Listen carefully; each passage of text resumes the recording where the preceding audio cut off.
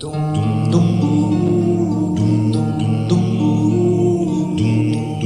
las sombras de la noche, cuatro moteros de Iquique hicieron dos ataúdes y un par de cruces de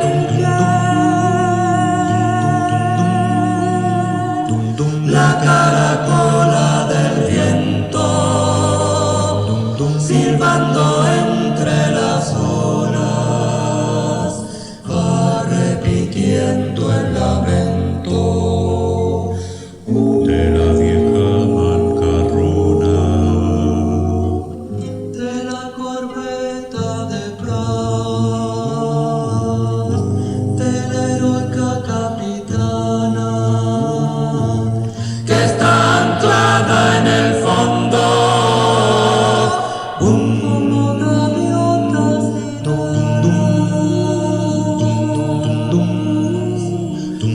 con las tablas de sus lanchas, martillando entre las sombras, hicieron las cajas santas, cuatro boteros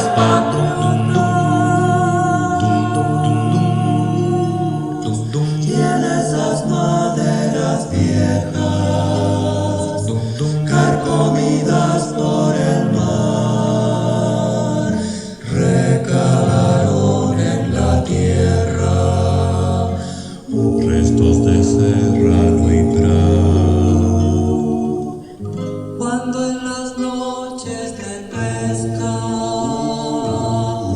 surcan sobre la esmeralda, los boteros se persinan ante esa tumba sagrada.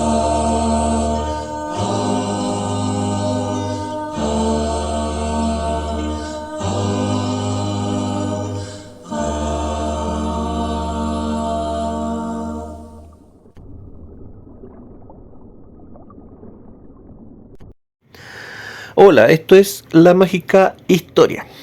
Ayer fue 21 de mayo. Miren qué inteligente soy. Y hoy día es 22 de mayo. Bueno, ayer se celebraron, ¿cierto? O sea, se conmemoraron, perdón, el Día de las Glorias Navales, ¿cierto? Por este tema de la conmemoración del combate naval de Iquique en la Guerra del Pacífico. ¿Ok? Bueno, ustedes saben que este no es un canal educativo ni de historia tampoco. Yo no soy historiador, pero sí quería aprovechar un video que tenía guardado hace tiempo de una visita que hicimos al Huáscar con mi hijo. Justo un día, lamentablemente fue justo un día en que estuvo Gabriel Boric en la base naval para inaugurar el, el rompehielo ese que estuvo ahora en la Antártida. Bueno, entonces se imaginarán que ese día estaban un poco nerviosos los marinos y fue un poco difícil grabar. Pero hace tiempo que quería hacer un video en el Huáscar. Quizá ahí está el Huáscar, ¿cierto?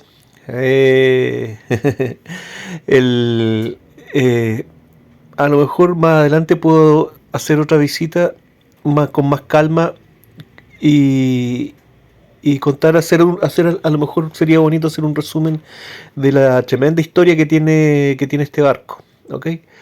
Pero quería aprovechar hoy día de hacer más que nada un comentario acerca de una cuestión que me molesta un poco, una cierta postura, una cierta pose en realidad que hay hoy en día entre los chilenos acerca de la guerra del Pacífico. Oye, ahí está enfoca para el otro lado, por loco. Ahí está, miren, la cápsula Fénix, la que estuvo en el rescate ahí de los mineros en el norte. Bueno, no tiene nada que ver con lo que estamos hablando, pues. Pero eso. Y bueno, es una postura que yo considero que, bueno, se pueden tener distintas opiniones con respecto a la guerra del Pacífico. Obviamente, yo también tengo la mía, o sea, eh, yo considero que fue una guerra eh, tal vez incluso hasta inútil en la región. Una guerra que fue muy influenciada por presiones externas, sobre todo de Estados Unidos y de Europa. ¿Ok? De hecho, la guerra del Pacífico o la guerra del Salitre, como se conoce, para mí en realidad es la guerra de la pólvora. O sea, en realidad ahí lo que estaba en juego era qué potencia de Europa, ¿cierto? Iba a tener la hegemonía del control de la pólvora, ¿ok?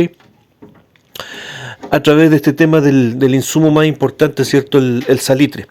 Bueno, pero ese otro es otro cuento. Insisto, independiente de la visión que pueda tener uno acerca de esta guerra, eh, de lo inútil que a lo mejor puede haber sido para los países del cono sur que estuvieron involucrados, ¿cierto? Perú, Bolivia y Chile. Independiente de todo eso, yo creo que hay que tener un respeto por la gente que participó en ese conflicto, de la gente de los tres países, ¿ok? Porque creo que fueron hombres excepcionales realmente. Y ahora hay una suerte de ninguneo en los tres países. Hay gente que le gusta ningunear a los hombres que se destacaron en este conflicto y que en su mayoría lucharon con ideales de defensa de su país. ¿Ok? La mayoría de esos hombres no tenían idea de lo que realmente estaba pasando tras bambalinas, no entendían de política externa, muy pocos estarían lo suficientemente informados como para entender el conflicto en el que estaban metidos realmente.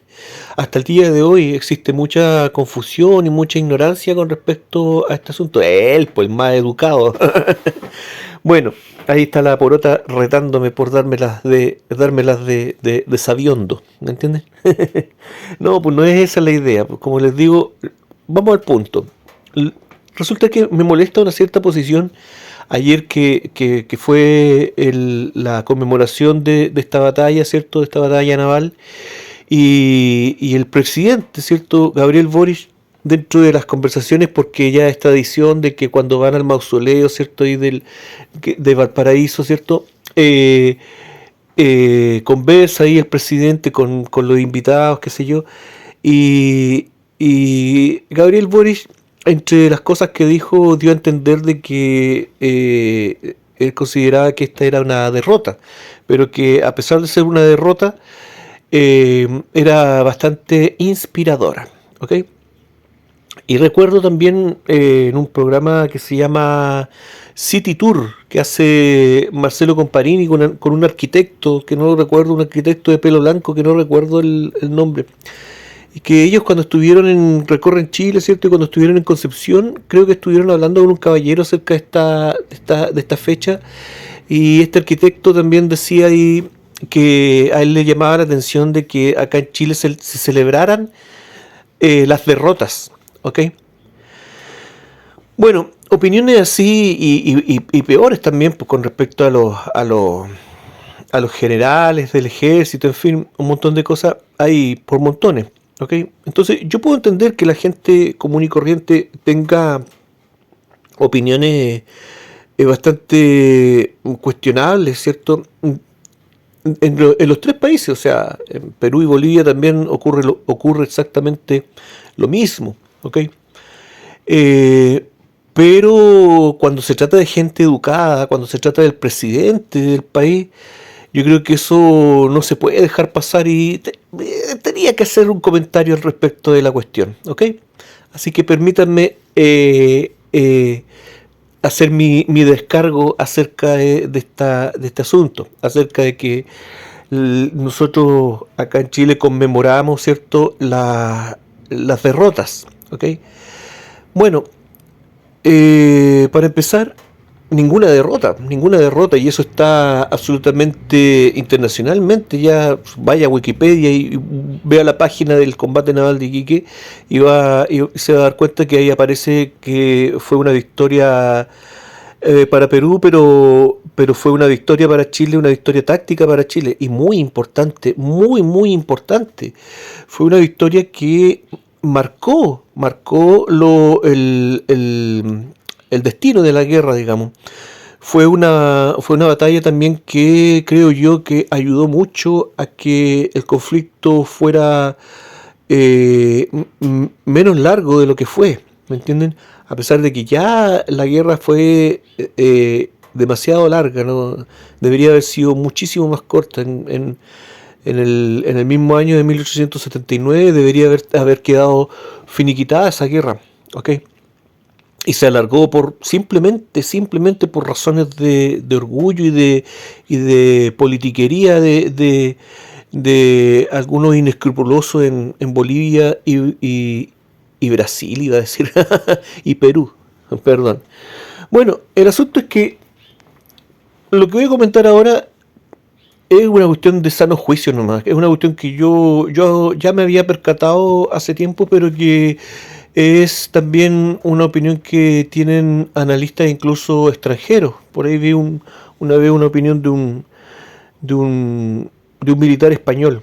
Y lo he leído también en otras ocasiones, así que no es algo que se me ocurra a mí solamente, porque, como les digo, detrás de esta cuestión hay mucho chauvinismo, mucho orgullo desmedido, mucho patriotismo desmedido, y que no ayuda en nada a ver estas cosas con frialdad. El asunto es que cuando inicia la guerra, que prácticamente siempre fue un conflicto entre Chile y Perú. Bolivia hay que decirlo, era un aliado, fue un flaco aliado para Perú, ¿ok? Y el tema es que Perú no estaba en una mala posición, ¿ok?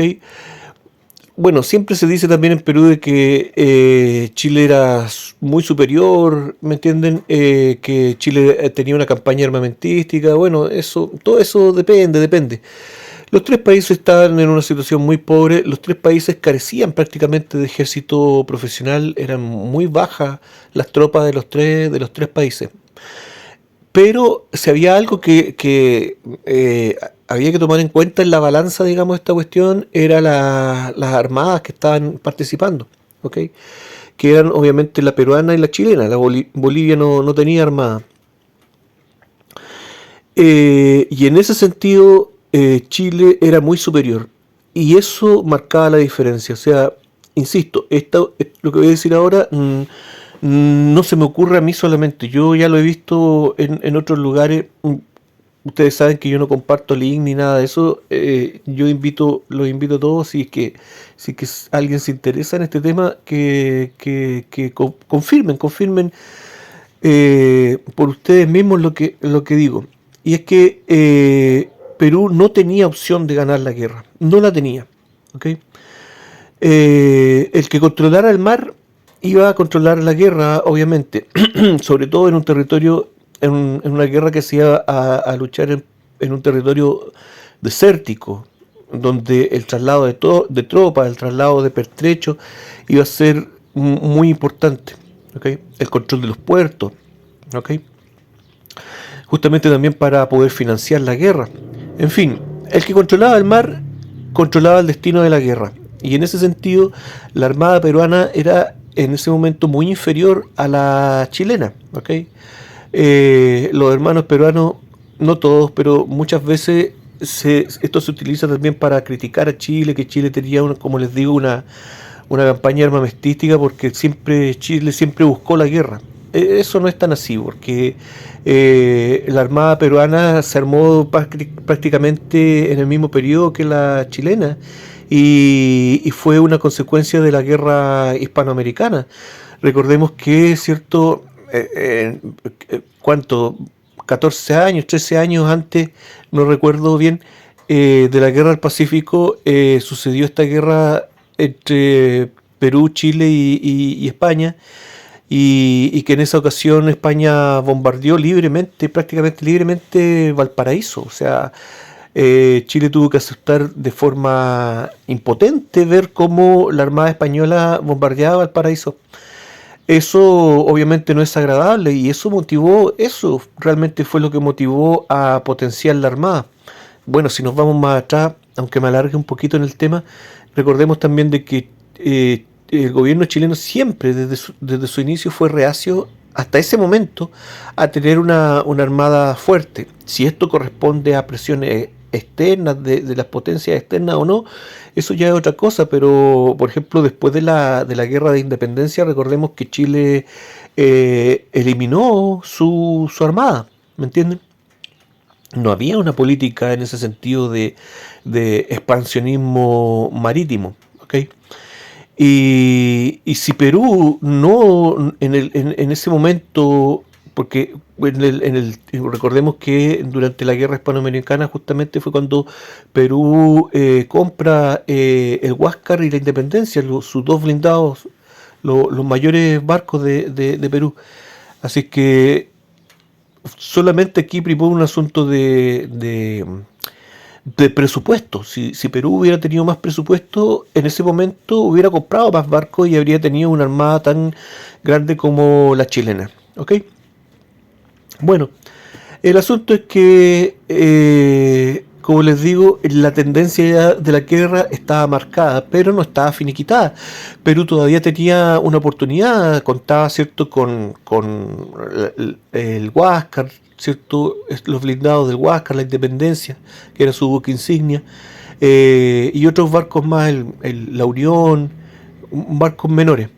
Y con eso, Perú, a lo que podía optar, y esto no, insisto, no lo digo yo, busquen opiniones sobre todo de analistas externos. Perú a lo que podía optar era no a ganar la guerra, sino que a llegar a un tratado, ¿cierto? Poder negociar con Chile un tratado que les beneficiara, ¿ok? Y eso lo iba a conseguir si es que estos dos barcos, el Huáscar, sobre todo el Huáscar y la Independencia, pudieran asestar algún golpe, con un poco de suerte, pudieran asestar algún golpe a la Armada chilena. Y aquí es donde yo creo que hay un asunto crucial que no se habla mucho, pero que sí está totalmente documentado, y es que hasta ese momento Argentina también estaba, entre comillas, invitado a participar también de esta guerra.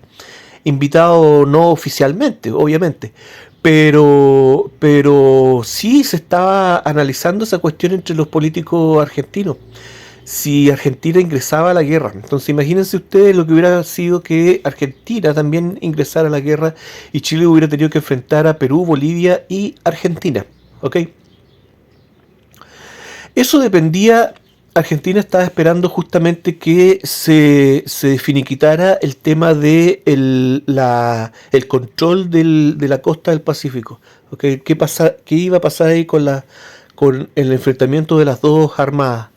¿Okay? Y fue justamente al inicio de la guerra, en el combate naval de Iquique, cuando eso se finiquitó. ¿Okay? Y si bien Perú, ¿cierto? El Huáscar ese día hundió a la Esmeralda, que no era un barco tan importante ya dentro de la Armada chilena. Si bien ahí se perdieron muchas vidas, ¿cierto? Y se perdió un barco, todo lo que sucedió ese día eh, eh, hay que decirlo, jugó a favor de Chile. Todo lo que aconteció, incluso lo que se ve como desfavorable hacia Chile, fue sumamente crucial. Este tema de que Arturo Prat se haya quedado en la bahía de Iquique a enfrentar al Huáscar, le dio la oportunidad a la Covadonga de huir. Recordemos que la Covadonga era este buque arrebatado a la Armada Española en la guerra hispanoamericana. Era el barco más pequeño, era el más débil de la Armada de Chile, y fue perseguido por el buque insignia de Perú, la Independencia, ¿cierto? Que era un monstruo, era el doble de grande que el propio Huáscar. ¿me entienden? Y justamente el sacrificio de todos estos hombres de la Esmeralda, el sacrificio de Prat y todas estas cosas que a veces se hacen discursos rimbombantes con respecto a la cuestión, realmente tuvo una utilidad práctica, que fue darle el tiempo a la Covadonga para que pudiera escapar y maniobrar eh, hacia la costa, ¿cierto? Y de esta manera lograr que el tremendo barco que lo perseguía encallara y así inhabilitar al buque insignia de Perú, ¿ok? Entonces, ¿de cuál derrota me están hablando? Si esto nunca fue derrota, ¿me entienden? Se perdió un barco, pero se decidió, ¿cierto? El destino de la guerra en esa batalla, ¿ok? Tanto fue así que cuando la noticia llega a Argentina, los últimos políticos que avalaban el ingreso de Argentina a la guerra desistieron de hacerlo inmediatamente. El asunto estaba finiquitado, ya no había nada que hacer, ¿ok? Y la posición argentina lo demuestra, ¿ok? Esta posición, ¿cierto? No sé cómo decir, no cómo llamarlo, ¿cierto? Eh, nos demuestra, ¿cierto?, de que tácticamente la guerra estaba, como les digo, finiquitada. Perdón. No había nada más que hacer, no había nada más que hacer. Es simplemente decidir cuáles iban a ser los términos, ¿me entienden? Tal vez si Perú y Bolivia hubieran tenido políticos menos egoístas, menos chauvinistas, eh, se podría haber llegado a un acuerdo de forma inmediata, pero no fue así. Y el conflicto se fue alargando y Perú tuvo derrota tras derrota y aún así nunca los políticos asumieron la realidad de la cuestión. O sea, imagínense lo que viene después. Bueno, después vienen las correrías del mismo Huáscar, por eso me gustaría hacer un video acerca de la historia un poquito del Huáscar, que es muy entretenida. Después de la batalla naval de Iquique, ¿cierto?, vienen las correrías del Huáscar, que gracias a la astucia, ¿cierto?, de Miguel Grau, logra, ¿cierto?, a abrir una brecha de tiempo, alargar el inicio de la campaña terrestre y permitir que Perú y Bolivia se ordenaran un poco, pero también permitieron que ese tiempo, esos meses que estuvo el Huáscar navegando por las costas chilenas y haciendo de las suyas, también el gobierno de Chile pudiera implementar su ejército, que prácticamente no tenía. Y justamente esa fue la segunda victoria del combate naval de Iquique. Cuando llega la noticia a Chile, esto creó un sentimiento patriótico enorme, que permitió conformar el ejército que iba a ir a la campaña en el norte. ¿Okay? Luego, cuando ya ocurre la batalla de Angamos y Chile se captura al Huáscar, viene todo lo que vino después, pues, o sea, el desembarco del ejército chileno en Pisagua, ¿cierto? Una cuestión que acá en Chile casi ni se nombra, pero como les digo, yo he visto videos, acá mismo en YouTube hay videos de militares extranjeros, y cuando analizan el tema del desembarco en Pisagua, que yo sé que la mayoría lo sabe, pero fue el primer desembarco, ¿cómo se dice?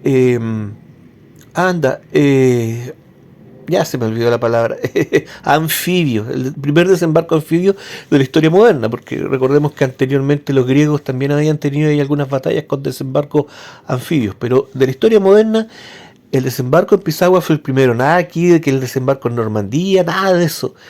Y como les digo, bajo la mirada de militares extranjeros, esa cuestión fue pero una pieza de reloj, fue un trabajo de joyería esa cuestión.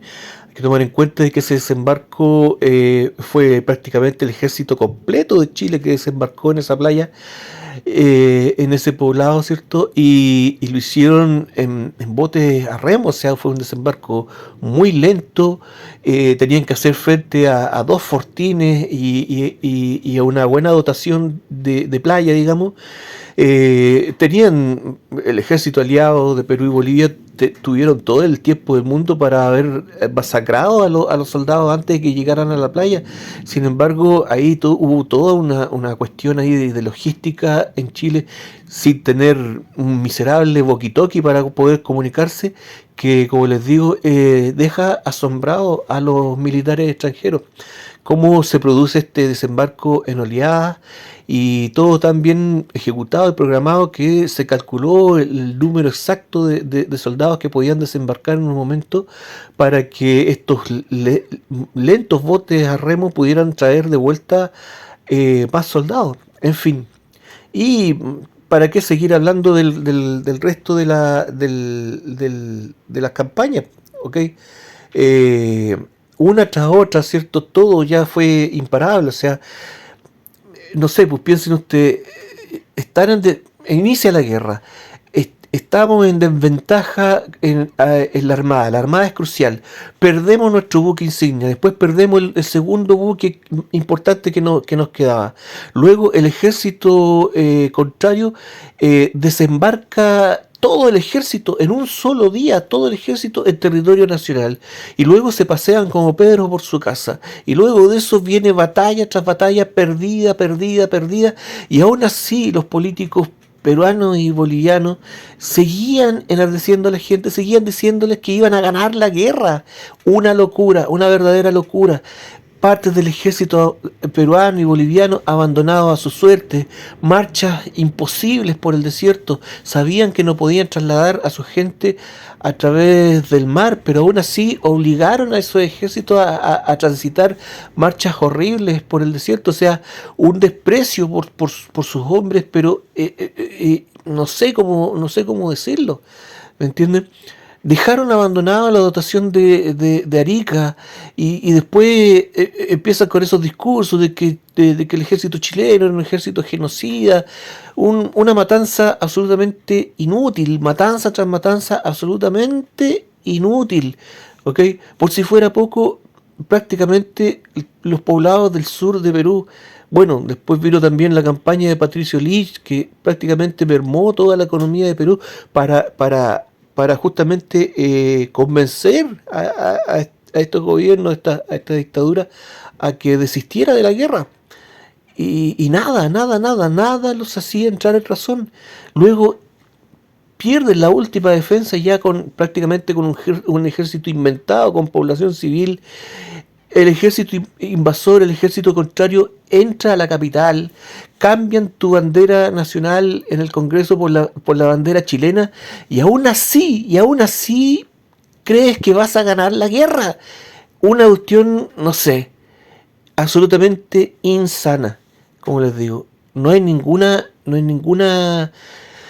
sensatez en todo eso. Y lo peor de todo es que esta insensatez se sigue transmitiendo hasta el día de hoy entre parte de la población peruana y boliviana por políticos que no tienen, pero encuentro yo, eh,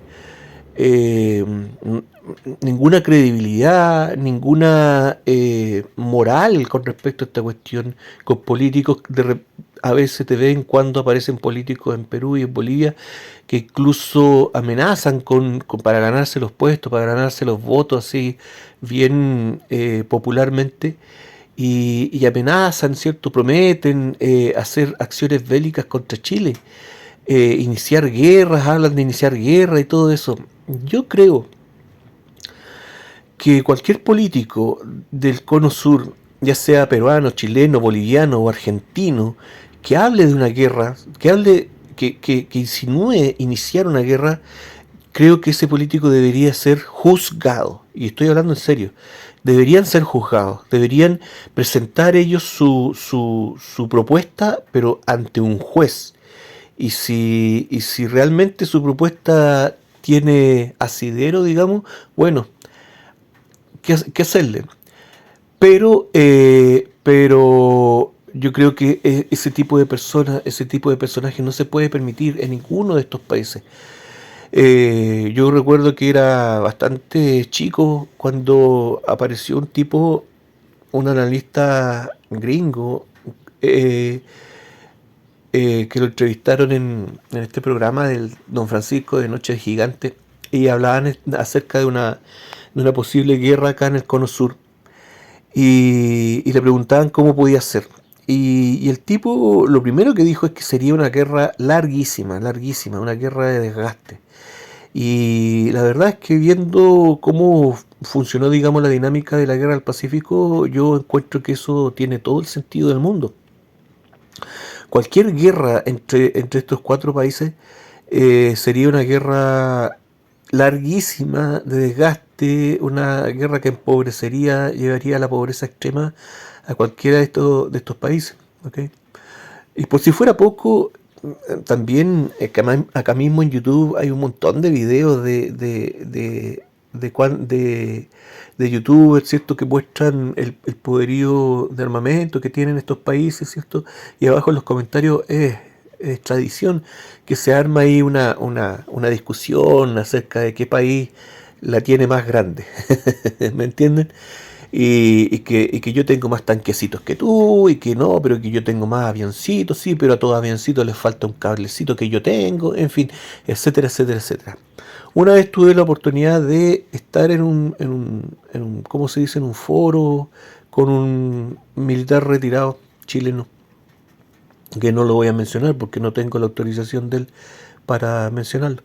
Pero en esa ocasión le preguntábamos qué posibilidades había de que entráramos en un conflicto. Y él decía que no, porque una guerra de la noche a la mañana es casi imposible, que siempre las guerras se anuncian desde mucho antes, meses de anterioridad, transportes de tropas que van anunciando el asunto, y que, bueno, él explicaba también de que obviamente todos los países tienen su sistema de espionaje.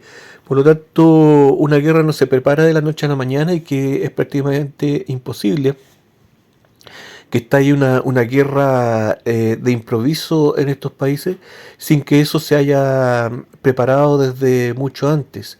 Y lo otro que dijo este caballero, y que me llamó bastante la atención, era de que ninguno de estos países está preparado realmente para sostener una guerra por mucho tiempo. ¿Okay? Lo que contrasta con lo que decía el otro analista de que la guerra iba a ser muy larga. Entonces este segundo caballero decía de que, claro, o sea, cada país puede tener los tanques que tú quieras, los transportes que tú quieras, los barquitos, los aviones que tú quieras, pero hay una serie de gastos que son menores y que no se consideran, y que realmente no hay. ¿Ok? Prácticamente este señor decía, no sacan nada con tener todo ese tipo de cosas si no tienes municiones, así de simple. ¿Ok? Y ninguno de estos países tiene esos pertrechos menores como para llevar a cabo una guerra a largo plazo. ¿Ok? Entonces, eso creo yo que marca un buen cable a tierra con respecto a este tema de la guerra, ¿me entienden? Entre países hermanos, países que deberían ser hermanos. Insisto, todos estos conflictos, todos estos escenarios de bélicos, y todas estas resquemores simplemente son políticas que son impulsadas, ¿cierto?, por gente traidora, gente que yo creo que odia a sus países, yo creo que odian, gente que odia a su pueblo, y que lo único que quieren es que algunos de estos territorios entren en conflicto por intereses propios. ¿Ok? Algo muy parecido a lo que ocurrió también durante la Guerra del Pacífico. Bueno, si quieren, si les interesa, más adelante podemos hacer un video en donde les comente ahí la visión que tengo acerca de ese conflicto. Que hay que decirlo también de que es un conflicto que yo creo que también es bastante exagerado su real dimensión, con respecto a otros conflictos. O sea, insisto, o sea, De hecho, no fue la guerra más grande de Chile, no fue la guerra en donde hubo más bajas, ¿cierto? Esa fue la peor, fue la guerra civil de 1891, a pesar de que tratan de bajarle el perfil, incluso los historiadores no lo califican como una guerra propiamente tal, en fin, bueno, ustedes saben. Pero todos los países han tenido, Argentina, Perú, Bolivia, Chile, han tenido conflictos mayores y mucho se habla se nos trata a los chilenos como genocidas, porque en esta guerra hubo repase a los soldados heridos, qué sé yo.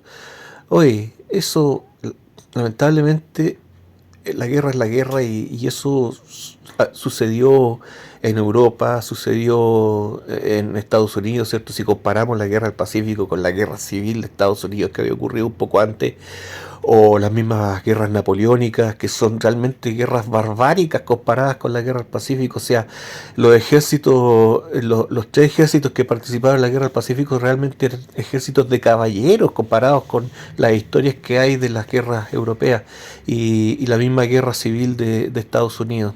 ¿Okay?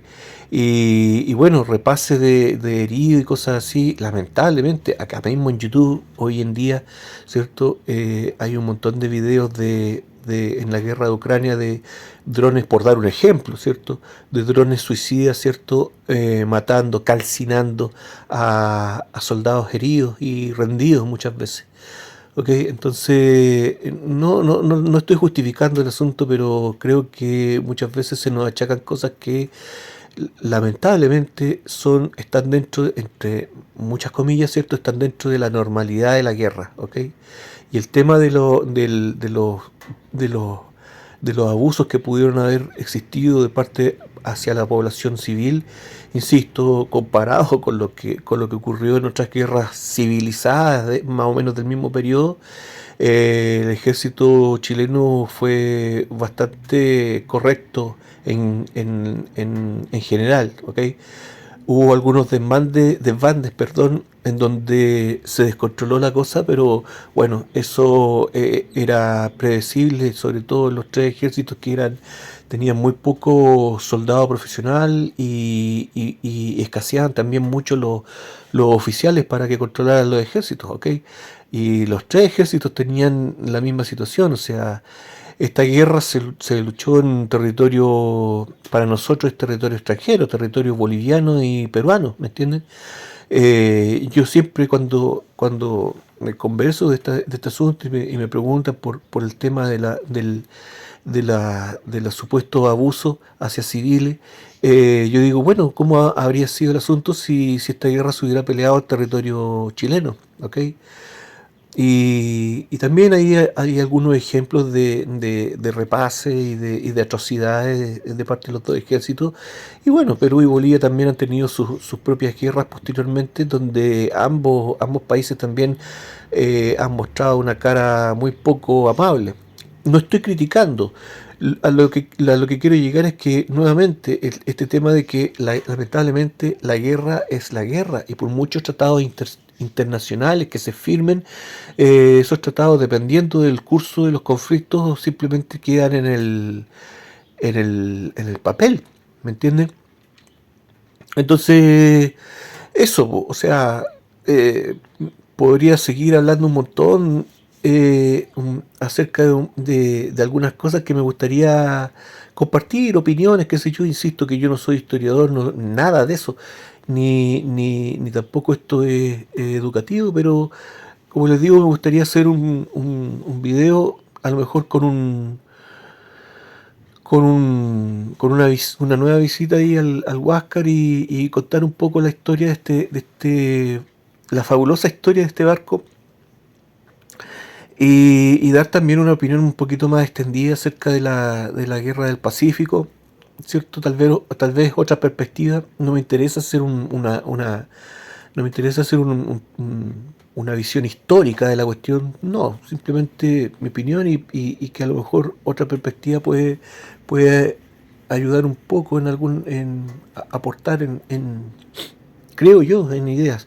Pero bueno, el asunto era ese, simplemente conmemorar la fecha, que obviamente una guerra, insisto, no es motivo de orgullo, sobre todo cuando los países pequeños como los sudamericanos, pequeños en cuanto a poder, no en cuanto a territorio obviamente, ni a recursos, estamos tan sometidos, ¿cierto?, a las influencias extranjeras y aquí vemos que cuando a las potencias se les cruza un insumo, ¿cierto?, que es necesario para todas las potencias, o sea, la guerra estaba predestinada desde mucho antes. Eso, entonces revertir un poquito, a lo mejor, no sé si lo logré, pero revertir un poquito la idea esta de que en Chile se conmemoran las derrotas, ¿me entienden? Y también agregar el tema de que no deberíamos apoyar a ningún político que ensalce la guerra y que venga aquí con discursos bélicos de ningún tipo y creo que la opinión pública debería ser un poquito más exigente con esos políticos y pedir que rindan cuenta ante la justicia. Hablar de guerra es impulsar una guerra de la nada, sin motivos. Yo creo que es uno de los peores crímenes contra tu propio pueblo. Por lo tanto, se deben considerar esos políticos no como políticos eh, legales, oficiales, sino que realmente como traidores, traidores a su patria, traidores y sobre todo a su pueblo. Ningún conflicto en Sudamérica, en toda Latinoamérica o Hispanoamérica, como quiera llamarle, va a ser positivo y solamente arrastraría a cualquier país involucrado a una pobreza extrema y un conflicto sumamente largo. Eso, gracias. Que estén todos bien y que ojalá la paz entre estos países hermanos sea duradera y fuerte y estable. Y para eso hay que recordar el pasado, recordar a estos hombres, recordarlos con respeto, porque, como les digo, fueron hombres excepcionales y la mayoría de la gente que los critica a estos hombres de estos tres países no están a la altura, no están ni siquiera a la altura de la rodilla de lo que realmente fueron todas estas personas, desde generales hasta soldados de tropa y soldados desconocidos. Gracias. Esto fue La Mágica Historia. Que estén todos bien, cuídense. Chao.